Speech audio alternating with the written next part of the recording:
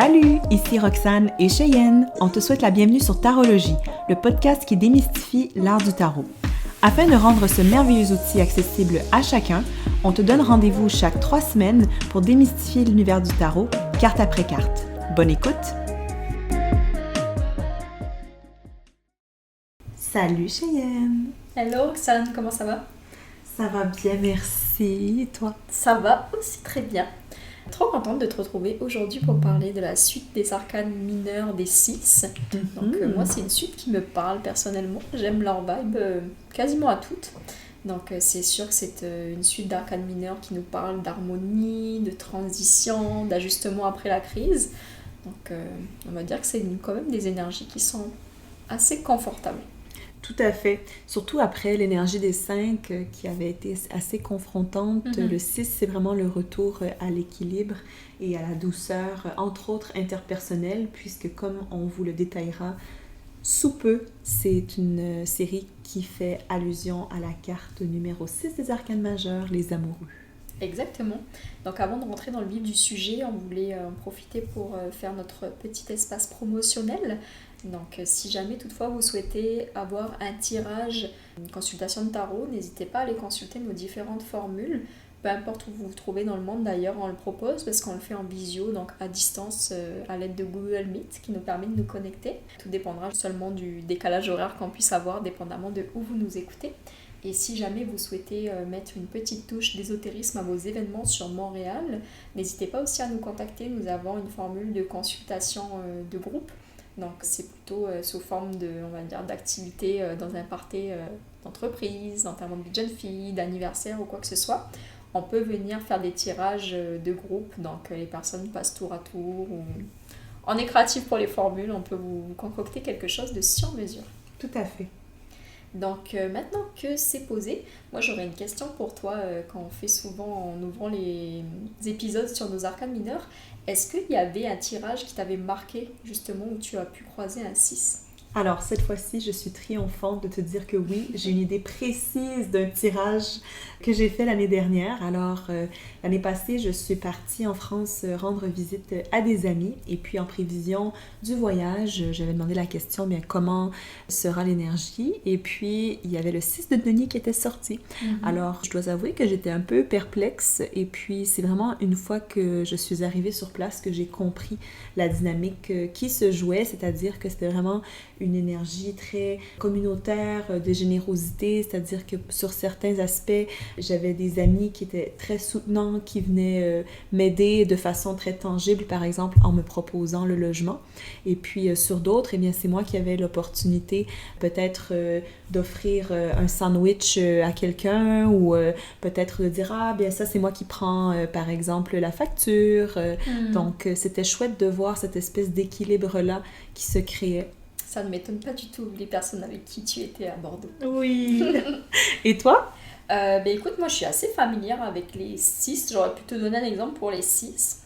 Mais tu vois, quand on préparait l'épisode, je m'étais dit que j'allais te parler du 6 de coupe, mais finalement je revire de situation. Et je te dirais plutôt comment j'utilise le 6 de bâton à mon escient. Oh! Ouais, quand je veux une petite dose de confiance en moi, et ben je me mets la carte du 6 de bâton devant moi, puis soit en fond d'écran sur mon cell ou quelque chose comme ça, pour la voir, puis pour ressentir cette vibe, parce qu'on va en venir un petit peu plus tard pour l'explication. Pas très tard d'ailleurs, parce qu'on va commencer par les 6 de bâton quand on vous présente la suite des 6. Et le 6 de bâton, c'est vraiment la carte du vainqueur, la carte du feu des projecteurs. Donc quand j'ai envie de manifester cette énergie, je la regarde souvent. C'est très intéressant, puis c'est une excellente technique. Surtout celle de Light Sears. Oui. C'est une brune qui est de dos, qui est sous le feu des projecteurs et tout. Donc je me dis, je peux me visualiser un petit peu dans cette carte. Donc, si on se penche justement sur le placement des chiffres 6 dans la suite, alors comme on l'a mentionné, après la perturbation de l'énergie des 5, les 6 reviennent pour apaiser, pour réparer, pour rééquilibrer, mais ce n'est pas le même type d'équilibre qu'on a retrouvé en position 4. On vous le rappelle, on avait mentionné que les 4 parlaient de stabilité, de protection de l'énergie. Donc, si vous n'avez pas écouté l'épisode, on vous invite à le faire pour pouvoir mieux comprendre un peu la suite logique. En fait, la différence entre les deux, c'est qu'il y a eu le 5 Donc, entre-temps, alors une fois qu'on a goûté, entre guillemets, à la difficulté ou à la perturbation, quand on retourne à notre état d'équilibre, c'est certain qu'on a une vision qui soit peut-être plus réaliste, plus expérimentée, peut-être un peu moins, j'ose dire, entre guillemets, naïve de ce qui nous attend. Et puis, pour le coup, on peut utiliser cette énergie-là pour vraiment être dans une optique qui soit plus consciente, plus intégrée, plus mature. Absolument, parce que c'est vrai que les 6, ils parlent d'équilibre, de guérison, de partage, de transition, et puis de mouvement vers mieux. C'est sûr que quand on parle d'un état, l'empereur, c'est quand même confortable, on sait qu'on est en maîtrise de notre environnement, mais quand on pense à une situation et qu'on est au niveau des 6, on est déjà plus élevé dans la graduation. Et surtout, on prend en connaissance le fait qu'il y a d'autres personnes dans l'équation. Puis comme on le sait, tout seul on va vite, mais ensemble on va loin. Donc ça nous permet d'aller encore un petit peu plus prononcé dans nos projets quand on croise le 6. Oui, donc si vous étalez les 4 cartes des 6, c'est ce qu'on vous invite toujours à faire lorsque vous écoutez ces épisodes, ou sinon, si vous regardez sur la couverture de l'épisode, vous verrez que les thématiques des 6 sont souvent orientées autour d'échanges, de passages, qu'ils soient physiques ou qu'ils soient symboliques, et de dynamiques relationnelles. Donc sans surprise, parce que comme je l'ai mentionné un peu plus tôt, les 6 font directement allusion à la carte numéro 6 dans les arcanes majeures, donc la carte des amoureux, dans laquelle on retrouve très clairement 3 personnages. Et puis vous remarquerez justement que sur chacune des cartes des arcanes mineures, vous avez toujours au moins 3 personnages. Donc on parle vraiment ici d'un équilibre qui est créé au niveau interpersonnel. Exactement. Ben, c'est sûr que nous, la question qu'on avait mis à propos des 6, ça serait comment vous pouvez retrouver l'équilibre après ce que vous avez traversé. Donc il y a vraiment cette notion justement de jongler avec des situations pour réussir à trouver son propre équilibre. Donc voilà, sans transition, est-ce qu'on passe peut-être au décortiquage analytique de chacune des cartes? Absolument. Sans surprise, on commence par les 6 de bâton. Donc les 6 de bâton, je l'ai mentionné en début d'épisode, c'est un peu la carte de la gloire, de la reconnaissance. Sur le visuel, on y voit dans la carte traditionnelle un cavalier qui est couronné de laurier et qui avance dans une foule qui semble l'acclamer. Donc c'est clairement une carte qui symbolise le succès, la victoire, voire même carrément la reconnaissance publique. C'est vraiment une énergie de triomphe après l'effort. Donc c'est le guerrier qui revient et puis qui a gagné la guerre, qui est acclamé par la foule. Et puis d'ailleurs, c'est le seul 6 qui est orienté vers la validation sociale, la validation des autres. Tout à fait. On peut croire, si on met les cartes l'une à la suite de l'autre, que c'est presque comme si ce chevalier qui revient était celui, en fait, qui avait gagné le combat qui était en position 5. Donc, lui qui faisait face à plein de gens qui étaient clairement très, très compétents, eh bien, il est le meilleur des meilleurs. Et puis, il se fait reconnaître pour ça. En fait, on voulait s'imaginer le sentiment de fierté qu'il puisse ressentir. Et puis, au niveau des mots-clés, justement, on va parler ici de réussite, de victoire, de reconnaissance, de grande confiance en soi, de capacité à attirer l'attention aussi. Donc, il y a un certain magnétisme qui vient avec le fait d'être dans une énergie du 6 de bâton. Et puis aussi, des fois, peut-être une énergie qui nous fait croire que tout est possible. Exactement. Et si on y va avec le penchant un petit peu négatif qui peut venir s'activer avec cette carte, ça serait de tomber dans le piège de l'ego, du besoin de validation extérieure, mais aussi de l'arrogance. Tu sais, une situation moderne qui me fait penser un peu justement au penchant négatif du 6 de bâton, ce serait par exemple, avec tous les réseaux sociaux, ce besoin-là beaucoup d'être vu, d'être observé, parce que cette carte, bien sûr, comme vous le voyez sur l'imagerie, ça sous-entend d'être vu, d'être regardé, et puis de se sentir désiré, désirable. Donc, justement, avec les réseaux sociaux, des fois, quand on tombe dans une énergie un peu trop axée là-dessus, ça devient un peu de la fumée, où est-ce que l'important, c'est tout simplement de paraître comme le vainqueur, sans nécessairement avoir peut-être fait le travail derrière, ou etc. Donc si on y va un petit peu plus en détail maintenant qu'on a les mots-clés positifs et négatifs, par exemple, dans un tirage où on croiserait le 6 de bâton dans une sphère relationnelle, on pourrait imaginer une situation de reconnaissance dans la relation que vous entretenez avec la personne. On pourrait aussi parler de fierté du lien qui vous unit. Ça peut aussi, en passant, parler, si vous êtes célibataire, du fait que vous attirez le regard possiblement de plusieurs prétendants ou prétendantes. Exact. Voilà. Ensuite, au niveau professionnel, on parle bien sûr ici de succès. On peut parler de visibilité au sein de l'équipe ou encore d'une promotion. Oui, et au niveau financier, on va parler de récompense et de gain mérité, parce qu'il a vraiment la couronne de laurier, donc ça montre qu'il y a une récompense qui lui est donnée pour sa position finalement. Mhm. Donc maintenant, allons-y avec le segment développement personnel. Le segment développement personnel, c'est si vous vous tirez des cartes avec une envie d'avoir des questionnements internes. Donc pour le 6 de bâton, on irait avec quelle est ma réaction devant la victoire? Ai-je confiance en mes aptitudes de leadership? Qu'est-ce qui m'effraie à l'idée d'avoir du succès dans ce que j'entreprends? Et quels sont les exploits que je devrais prendre le temps de reconnaître et de célébrer? Toutes ces questions sont tellement pertinentes. Ouais. C'est là aussi, je trouve que c'est la beauté de faire des tirages d'une seule carte et par exemple de prendre les questions de Vanessa DL et puis de se les poser une à la suite de l'autre pour vraiment être dans une prise de conscience. Absolument, mais tu vois, moi je pense que dans cette optique-là, ça serait probablement l'idéal comme rituel, ça serait un petit tirage mensuel pour voir ça serait quoi l'énergie qui nous accompagnerait. Parce qu'on a tendance à le faire avec des arcanes majeures, sauf qu'à l'échelle d'un mois, c'est peut-être pas des grands changements qui pourraient être dans les arcanes majeures. Et dans les mineurs, en fait, on retrouve l'énergie de l'arcane majeure plus l'énergie de la vie du quotidien. Parce que là, par exemple, on tirerait un 6 de bâton, et ben on aurait le 6 de bâton, et en plus, on saurait que ça se rapporte à l'énergie des amoureux. Donc, ça serait vraiment intéressant. Tout à fait. Volet astrologique maintenant? Oui, donc pour le volet astrologique, on se retrouve ici avec le signe fixe du feu du lion, sans surprise, et c'est la planète Jupiter qui transite dans le signe. Donc la planète Jupiter en tant que telle, c'est la planète de l'expansion, de la croissance, de l'envie, d'avoir envie ou de repousser ses propres limites, d'aller au-delà de ce que l'on connaît. Donc ici, ce croisement-là, sans surprise, va vraiment venir amplifier l'énergie du lion qui elle-même est déjà à la base très centrée sur le cœur, la joie, la célébration, la fierté, le magnétisme, mais aussi bien sûr la capacité à attirer et à ressentir l'amour.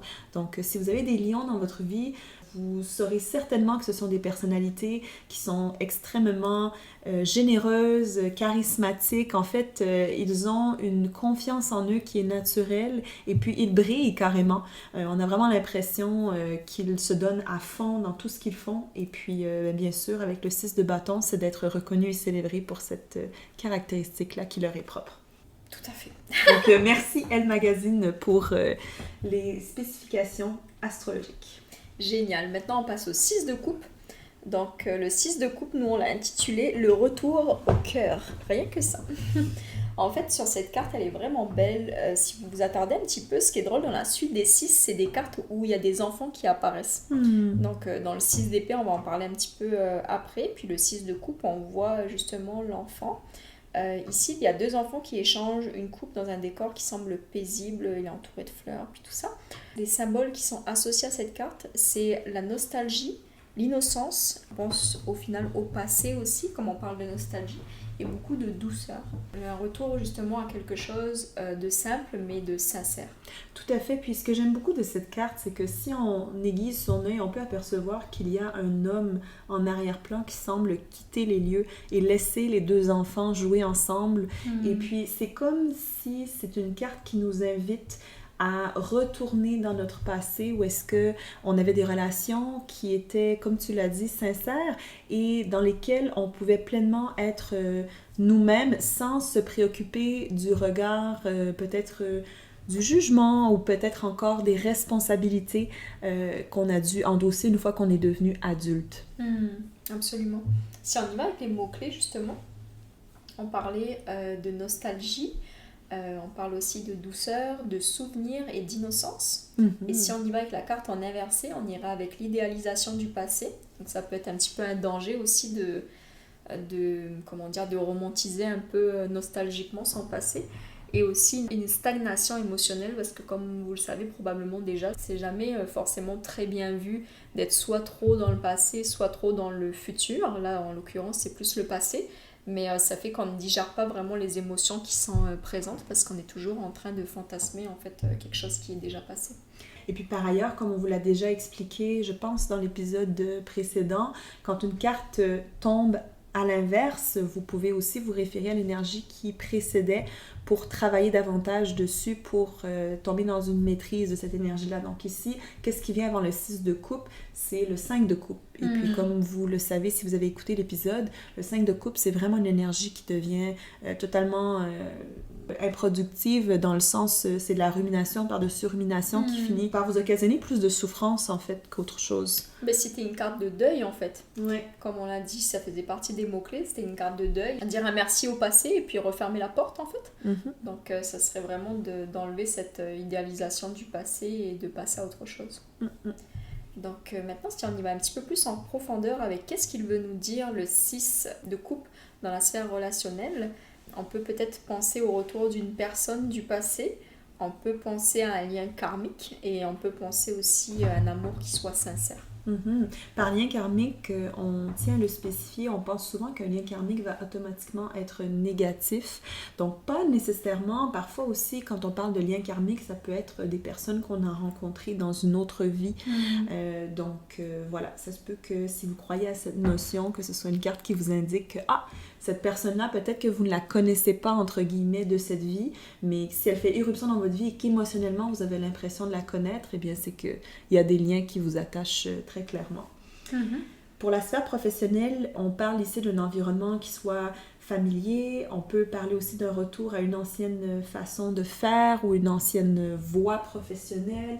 Très clairement, pour moi, comme tu l'as dit, Shay, quand la carte du 6 de coupe ressort, ça me fait immédiatement penser à un environnement où est-ce qu'il y a beaucoup de douceur, beaucoup de bienveillance. Donc, si ça sort pour un contexte, par exemple, d'emploi, je me dirais, ben ça, clairement, la personne va se sentir bien dans l'équipe ou dans le cadre, c'est ça, de son travail.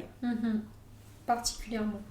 Et enfin, dans la sphère financière, j'ai expliqué un petit peu ça dans les épisodes précédents.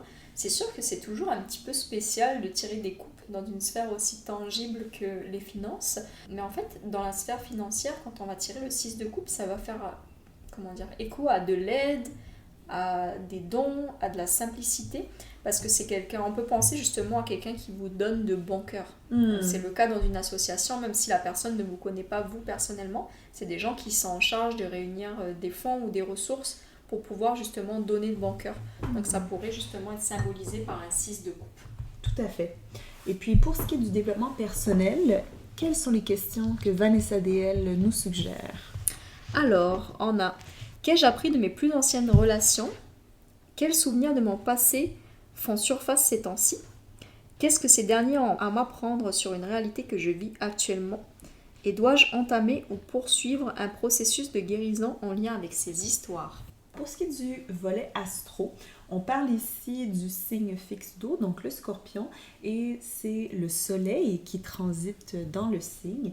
Donc bien sûr, encore une fois, si vous connaissez un peu le signe du Scorpion, c'est un signe qui garde au plus profond de lui ce qu'il a ressenti, et puis souvent il va garder une certaine nostalgie vis-à-vis de son passé. C'est quelqu'un qui va être extrêmement doux à l'intérieur, mais qui va être, encore une fois, un peu comme l'analogie de l'océan, un peu insaisissable en surface. On n'arrive pas toujours à capter à quel point le Scorpion ressent et à quel point le Scorpion donne tout dans ses relations. Donc normal au final qu'il soit très attaché à son passé. Toutefois, c'est aussi le signe de la transformation perpétuelle. Donc le Scorpion, c'est aussi le signe qui est associé au phénix. Alors c'est une invitation en fait, quand on a un croisement entre les deux, à garder un bon souvenir du passé, mais aussi ne pas laisser ce passé-là nous freiner, sinon nous servir d'inspiration pour la suite, pour continuer à se transformer. Complètement. Donc maintenant qu'on a fait le tour sur les 6 de coupe, on va passer au 6 d'épée. Le 6 d'épée, on pourrait la symboliser par le passage, parce qu'on voit quelqu'un qui se déplace. D'ailleurs, c'est des indicateurs qui sont très intéressants dans un contexte de tirage où vous voudriez voir si vous allez avoir une mutation ou ce genre de choses, de regarder quand il y a des véhicules sur les cartes. La carte du chariot, celle-ci par exemple. Donc au niveau du visuel, ici on voit justement une barque qui transporte des personnages vers une rive qui soit plus calme. Puis si vous observez un petit peu plus en détail, vous allez voir qu'il y a un enfant sur la gauche de la personne. Donc ça, Roxane, tu m'avais expliqué que ça faisait souvent référence à l'enfant intérieur.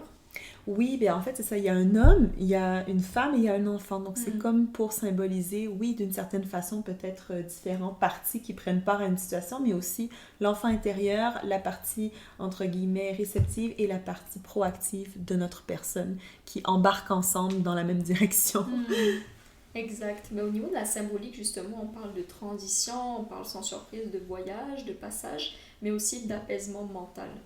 Donc, au niveau de l'énergie, c'est le fait de quitter une situation qui soit difficile pour aller vers du mieux. Mhm. On peut aussi imaginer que c'est une carte qui correspond à un rééquilibre aussi au niveau de la communication après une communication qui a peut-être été possiblement tendue dans l'énergie des 5 d'épée. Mm. Donc c'est comme, pour moi, je l'aperçois comme étant un peu la carte de la médiation ou la carte de la diplomatie, où est-ce qu'on veut aider tout le monde à transitionner d'une énergie, comme on le voit sur la droite du bateau, un peu houleuse, on voit l'eau qui semble agitée, et aider tout le monde à se diriger vers l'eau qui est sur la gauche, qui est totalement tranquille, qui est stagnante, stable. Donc, Mm. c'est ça, pour dire qu'il y a moyen de trouver un compromis. Super. Si on y va avec les mots-clés maintenant, on aurait justement la notion de transition, parce qu'on voit qu'il est encore en voyage, Mm. de déplacement, d'apaisement et d'évolution. Mhm. Et enfin, si on y va avec les mots-clés qui sont un peu plus négatifs, donc si jamais vous tirez la carte en inversé, on peut parler malheureusement de fuite et de difficulté à lâcher le passé. Mhm. Puis j'aime aussi le fait que tu mentionnes que c'est une carte qui nous parle aussi de déplacement physique, même si on est dans les épées. Pourquoi? Parce que les épées, c'est une prise de décision, et puis une fois qu'on a décidé dans quelle direction on veut aller, ce n'est qu'une question de temps avant que le côté physique s'enclenche, mais ça peut aussi être, par exemple, où est-ce qu'on veut se diriger en tant qu'entreprise, ou quelle est la vision, en fait, que l'on souhaite partager. Donc, voilà, petit aparté, mais effectivement, le 6 d'épée, ça fait partie des quelques cartes. D'ailleurs, on pourrait peut-être faire un épisode là-dessus sur quelle carte, par exemple, représente des déplacements dans le réel, quelle carte représente, tout à l'heure, on a parlé des maisons avec le 4 de bâton, donc ça pourrait être intéressant. Comment structurellement tu peux repérer des indices. Oui, exactement. Ouais, super. On fera ça si ça vous intéresse. Dites-le nous, n'hésitez pas. Aparté. Aparté. Au niveau de la signification, donc si on y va avec la sphère relationnelle, donc relationnel ça englobe amical, sentimental, etc. On va penser à de l'éloignement, un besoin de recul aussi peut-être. Mhm. Au niveau de la sphère professionnelle, on va parler d'un changement de cap ou peut-être même d'une transition. Mhm. Et enfin, au niveau de la sphère financière, on va parler d'une sortie progressive d'une difficulté. Mhm. Au niveau du développement personnel, qu'est-ce que Vanessa DL nous suggère? Alors, on aurait quelle pensée suis-je invitée à laisser derrière moi afin de migrer vers de nouveaux paradigmes? Quelle situation pourrait bénéficier d'un regard neuf afin de voir de nouvelles possibilités? Qui peut m'aider à y voir plus clair? Comment puis-je aller chercher de l'aide pour traverser cette épreuve? Excellent. Et puis finalement, pour la sphère astro, ici, on tombe dans l'énergie du signe fixe d'air, donc le Verseau, et c'est la planète Mercure qui va transitionner dans le signe. Donc conjointement, on va parler ici d'une plus grande ouverture au dialogue, une plus grande ouverture d'esprit au niveau aussi de l'originalité des idées, et puis l'importance de rendre ces idées-là qui puissent peut-être être différentes, plus accessibles. Donc comme vous le savez peut-être, le Verseau, c'est le signe du futur, si on peut dire comme ça. Ce n'est pas du tout un signe qui soit dans la conventionnalité. C'est quelqu'un qui est très intéressé par tout ce qui est original, différent, et puis en même temps, c'est un signe de communication. Donc, comment est-ce qu'on peut faire la présentation de nos idées afin de les démocratiser? Alors, c'est ce qui fait le tour. Et puis, si jamais vous voulez en savoir plus, on vous invite à consulter les pages de Astrée Joyau et de Passion Astrologue. Magnifique. Donc maintenant, on va y aller avec la dernière carte de la suite des 6, le 6 de denier. Donc ici, on parle d'échanges équilibrés. On voit un personnage qui donne des pièces à deux personnes et qui tient une balance dans son autre main.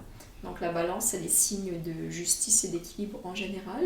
Je ne sais pas ce que tu en penses, Roxane, mais moi j'ai l'impression que la personne qui a créé les visuels a clairement mis le bonhomme qui est sur le 5, là, qui marche devant l'église, à genoux en train de récupérer les pièces. On dirait qu'il a le même accoutrement en fait, donc j'imagine que c'est la même personne. J'ai lu ça nulle part, mais c'est juste que c'est comme ça que je l'ai compris. Puis ça pourrait justement que cette personne, elle vient aller chercher de l'aide, elle vient chercher justement l'aumône. Parce qu'elle est quand même à genoux pour recevoir les pièces, donc il y a cette notion de redistribuer les ressources, mais quand même de bénéficier des ressources. Tu vois ce que je veux dire? C'est très intéressant, j'avais jamais fait le parallèle, mais maintenant que tu le dis, je vais définitivement garder ça en tête. Comme les petites feuilles mortes sur les plantes, tu ne peux plus les ignorer une fois que tu les as vues.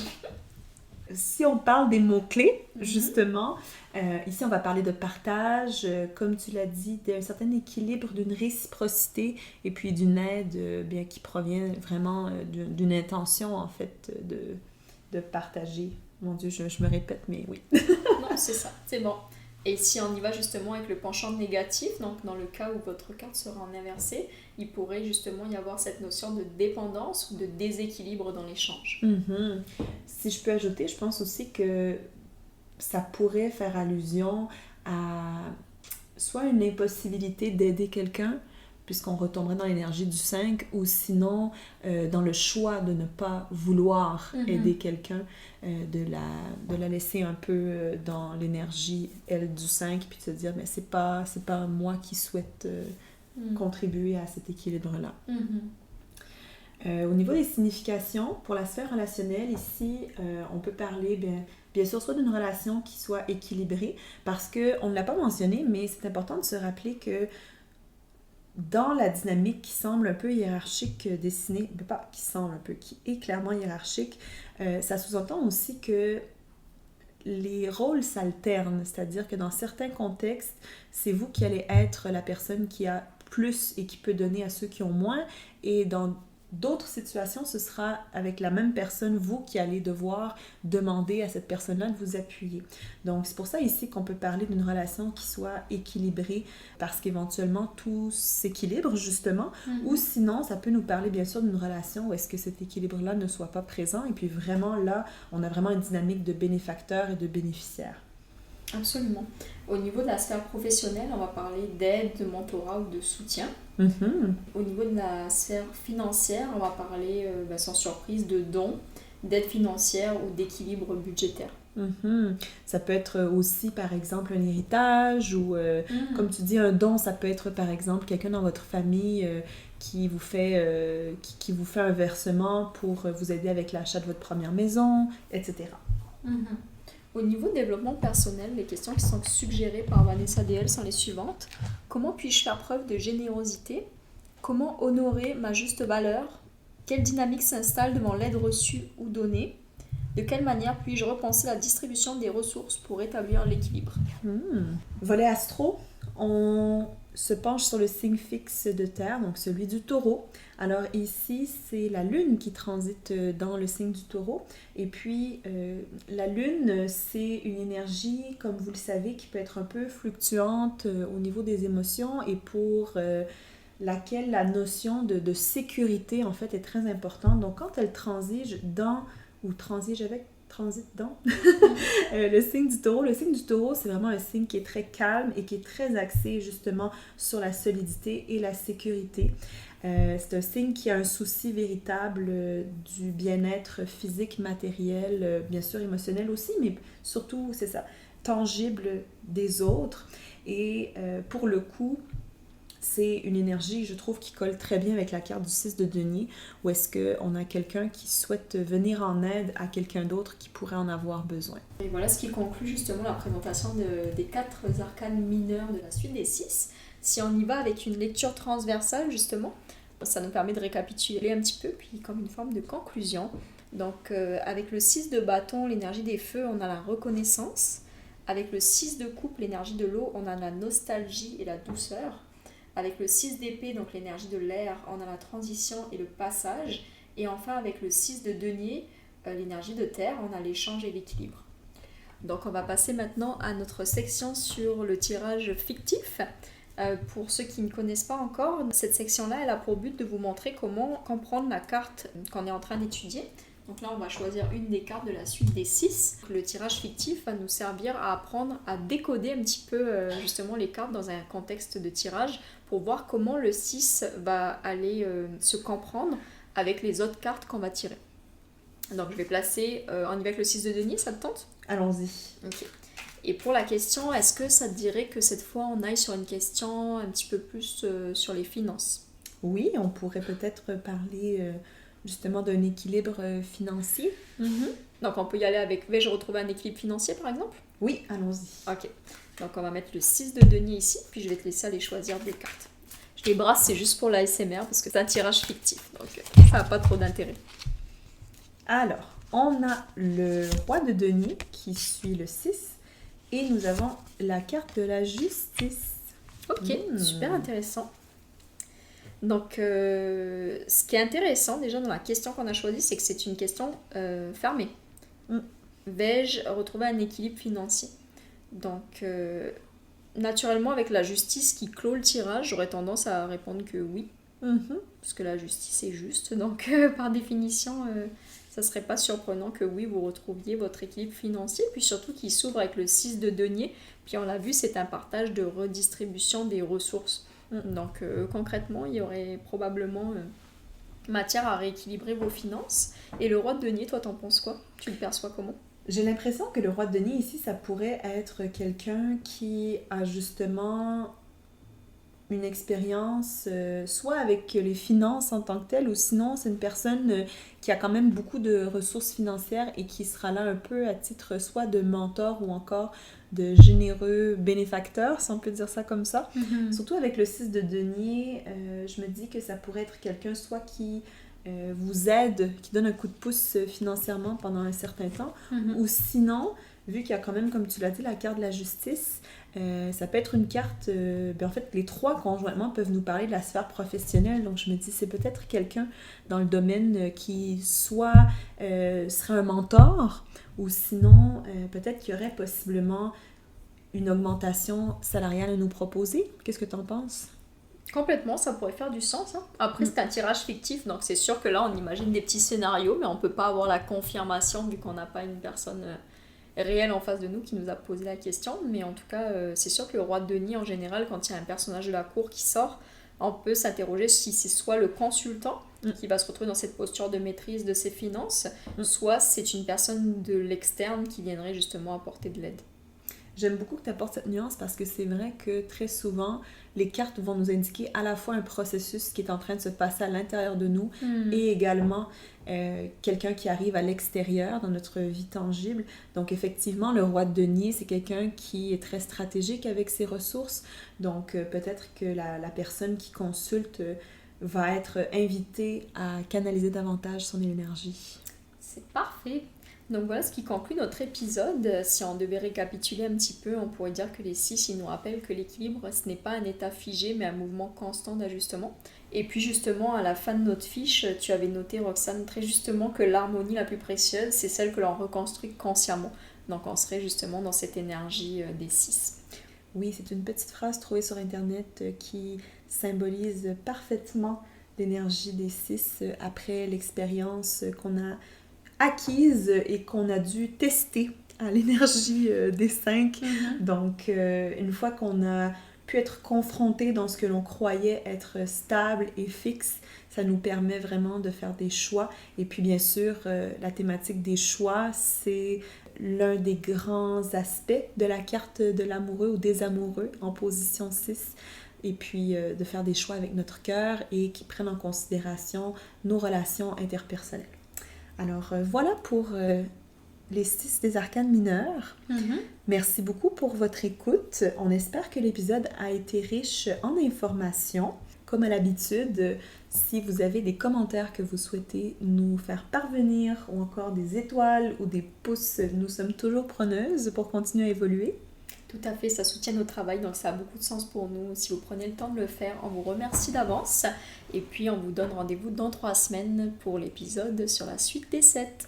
À bientôt, bonne semaine. À bientôt et bonne semaine.